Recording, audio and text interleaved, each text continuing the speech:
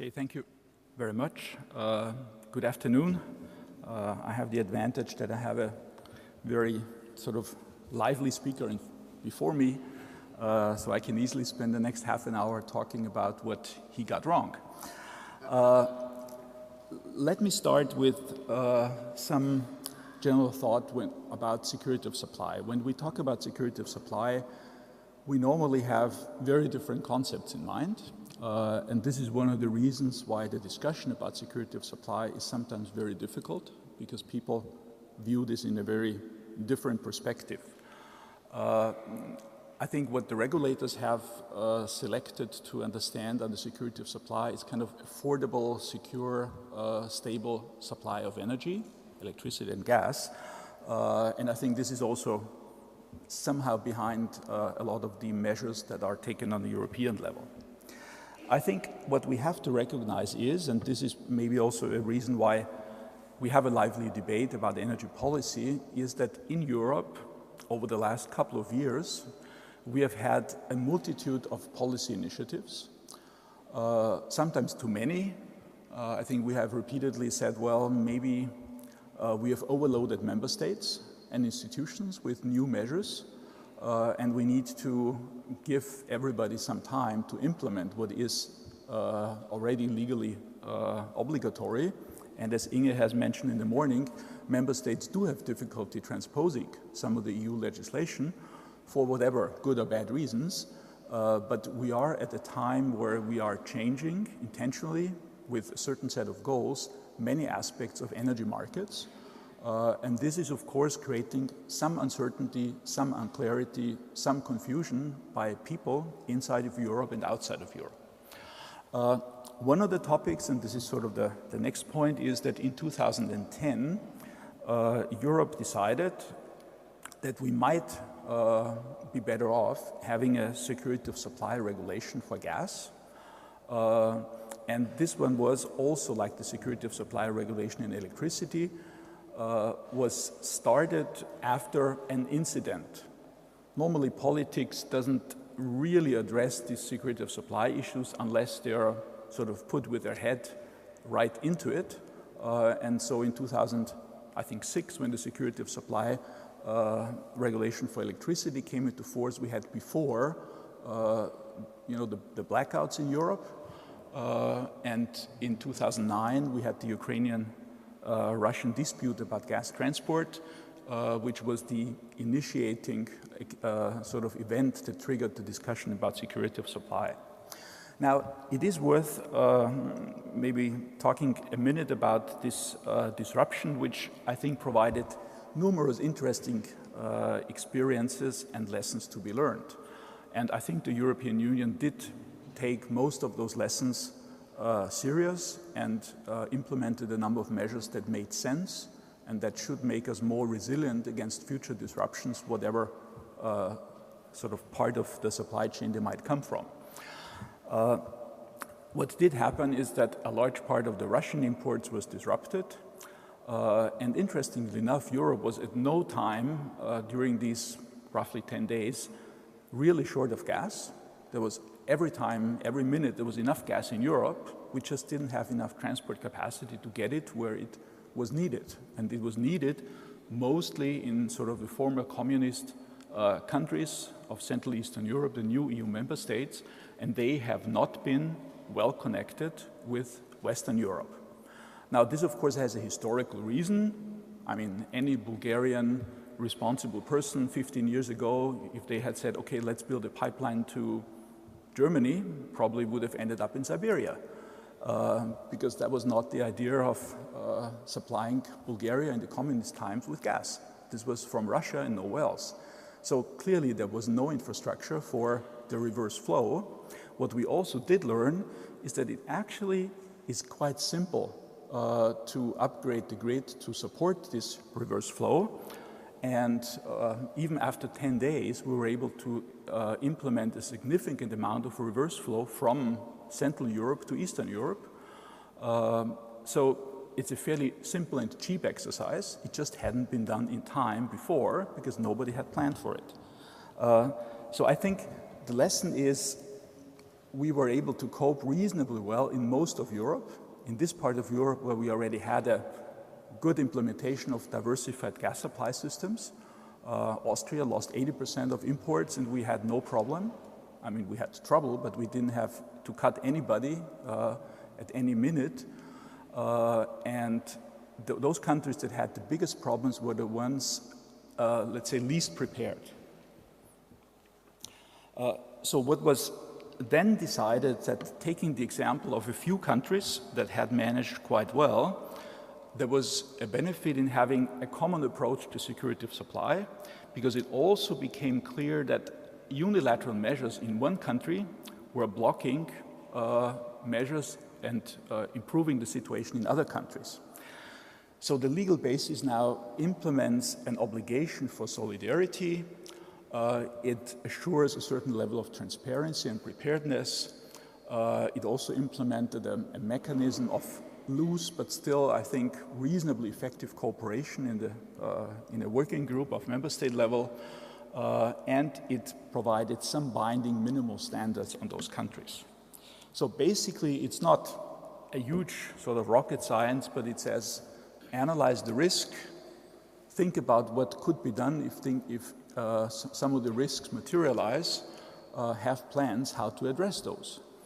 And then a couple of consultation exercises and some measures that assure that cross-border cooperation, regional cooperation actually does work, and that it's either impossible or very difficult for member states to improve their security of supply at the cost or the expense of neighboring countries, which happened in the 2009 gas crisis.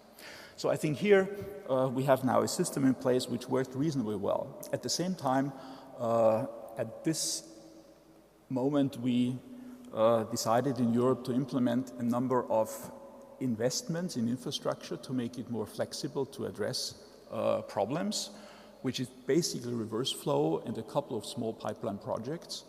Most of them are in progress now, and at least a significant share of these European recovery program funds have been dispersed. I think not everything, because sometimes things do take a little bit longer. I mean, this brings me to something that Jeff mentioned before, the Katrina natural disaster, which the gas industry survived very well. I would say yes, I think it is an impressive situation. On the other hand, I think we have to recognize that the electricity industry managed the same disaster much less well in the US. And I mean, the basic civil institutions managed horribly the Katrina disaster in a way that it's almost incomprehensible for Europe. So yes, I think the gas industry did prove that it was able to cover a shortfall quite readily, but I think we should not necessarily say that this is entirely attributable to the US gas liberalization system.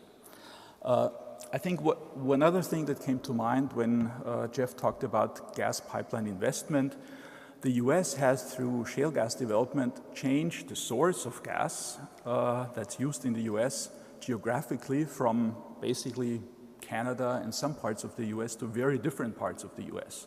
So obviously there was a big need for new pipeline investment to bring gas from the various shale gas development areas to consumers. Now, we haven't changed the sources of gas in Europe geographically a lot. So there's no need to build a comparable amount of pipelines in Europe. And incidentally, a physical or technical simulation of the gas grid in Europe shows that we almost have no congestion. We have contractual congestion, and we need to do something about it, but we have very few physical congestions in the gas grid. So we don't need to build a lot, we need to make better use of what we have. So building another 50,000 kilometers would be a gross waste of money and not really necessary. Of course, we need to improve the systems how to access this, and we are trying to do that.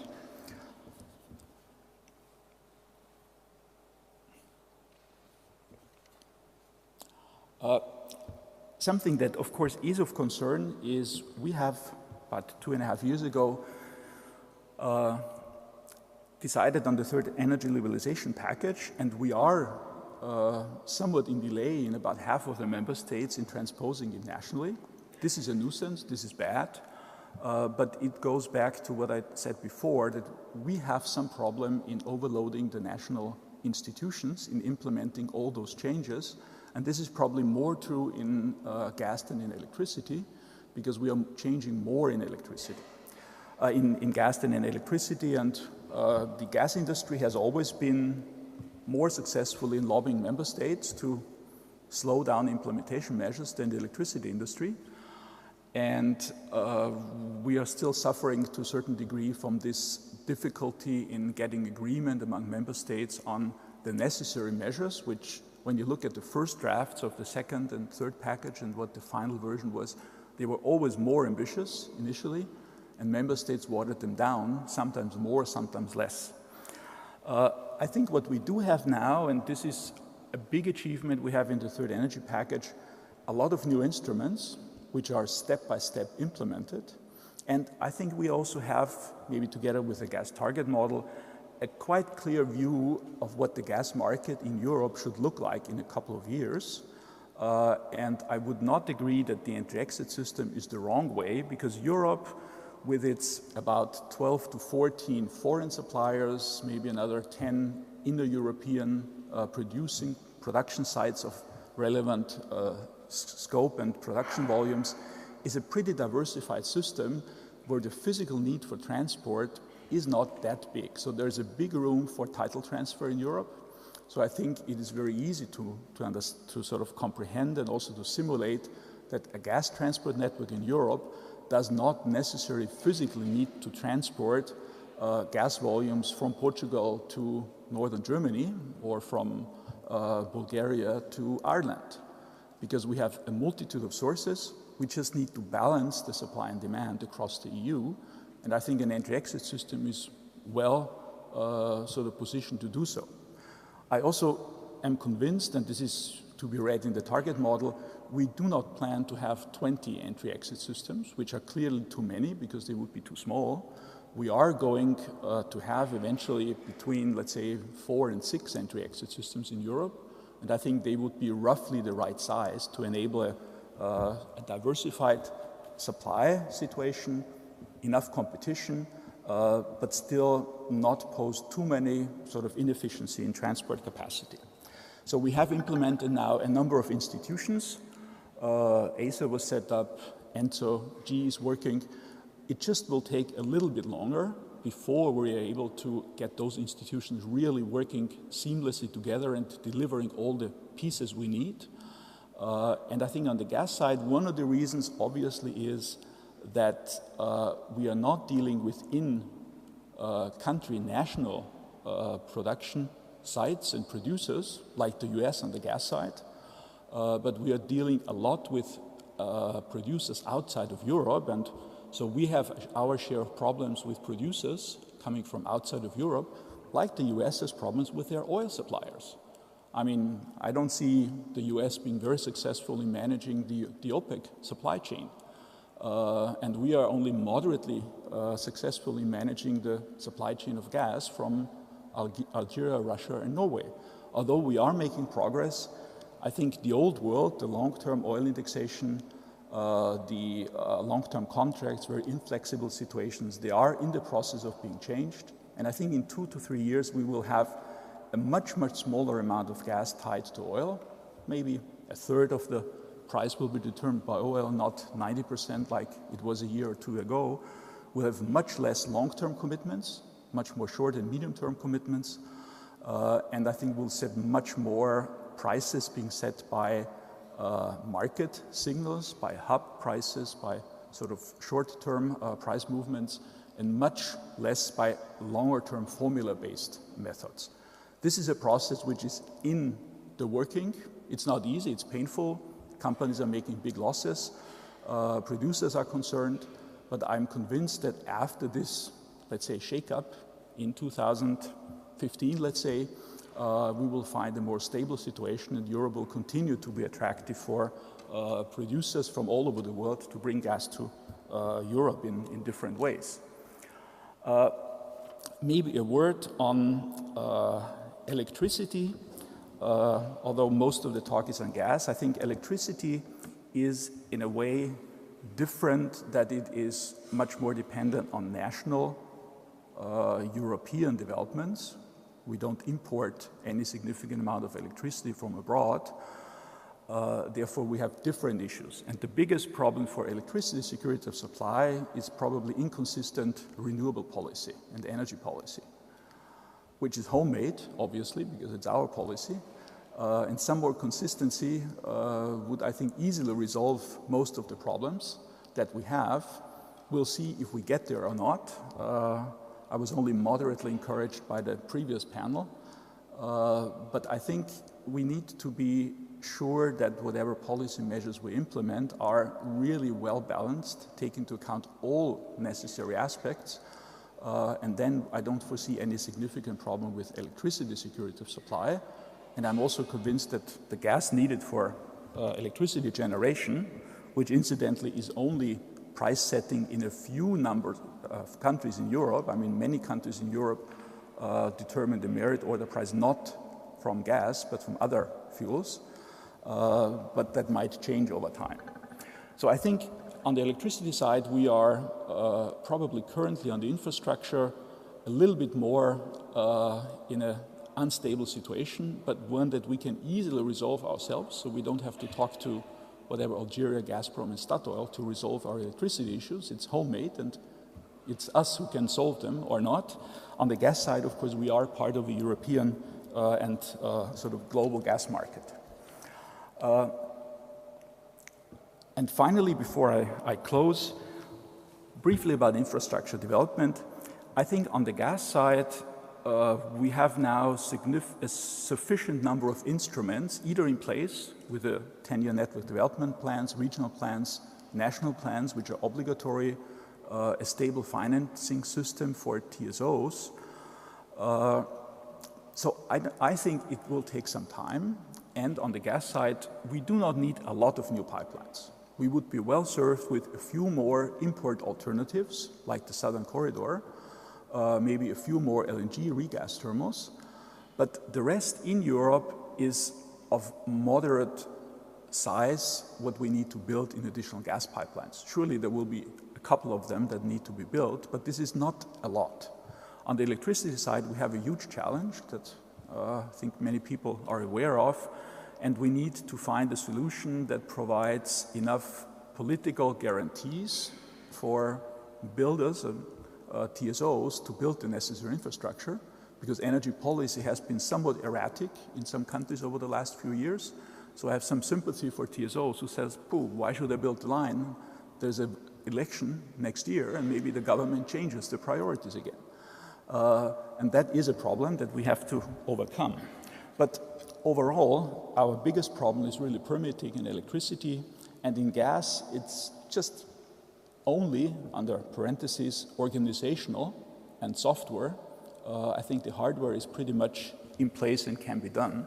And of course, on top of that, we are working on an infrastructure package which will provide some additional help, I would say mostly in remote places where financial situation of TSOs is maybe not that good, so some financial assistance.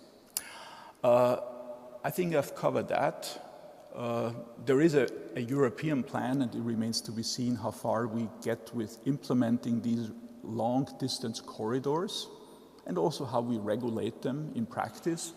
And I think we might take some lessons from the US, and maybe to finish that, I think the US has a quite well-working gas market liberalization, so I think we can learn some things from the US. It has pretty much messed up electricity liberalization, so it's fragmented, very badly organized, bad security of supply. But on the gas side, we clearly can learn some things from the US. I wouldn't take all of Jeff's lessons as something we should implement, but clearly some things that the US has done on pipeline infrastructure development, like the full unbundling, sort of total ownership unbundling, has been, I think, a very successful implementation. But we have to keep in mind that this is one state in which this is done. And that's much easier than our job. I mean, if the US would have to regulate Canada, Venezuela, and Mexico together with the US, I'm sure they would have many similar problems to what we have. So, this much as an introduction for the debate. Thank you very much.